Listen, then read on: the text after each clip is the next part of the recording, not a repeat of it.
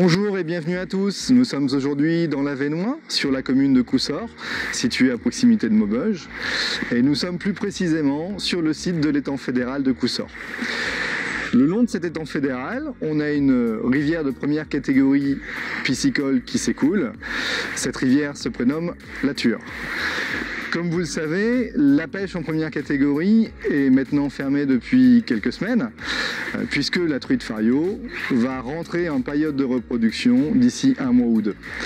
Et c'est en ce moment, en ce mois d'octobre, que la fédération, les équipes de la fédération, réalisent des inventaires de suivi sur cette espèce. Alors, ce que je vous propose, c'est de partir à leur rencontre afin qu'ils puissent nous expliquer et nous détailler les objectifs de leur mission.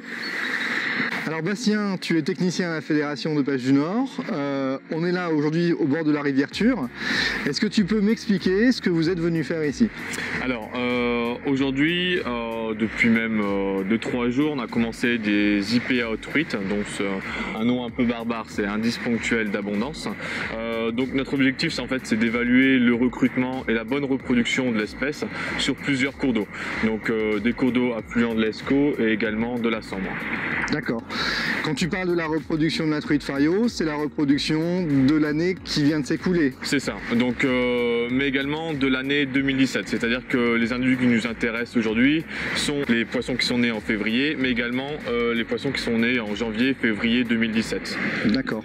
Alors, après ces explications sur les objectifs de ces inventaires, Bastien, est-ce que tu peux nous présenter le matériel que tu utilises?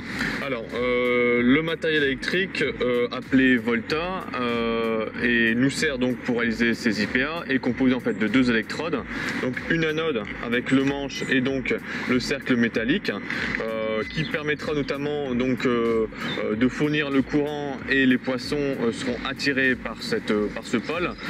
Donc le champ d'efficacité de cette anode est d'environ d'1,50 m, 2 mètres autour du cercle.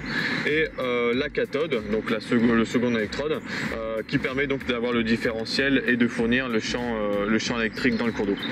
Et ensuite le petit boîtier qui nous sert à régler le voltage, la fréquence et d'avoir également un chronomètre pour réaliser en fait notre temps de pêche. On va juste rassurer les personnes qui peuvent suivre notre reportage. Les poissons sont juste choqués et on les remet à l'eau et ils repartent ensuite continuer de vivre leur vie au sein de la rivière.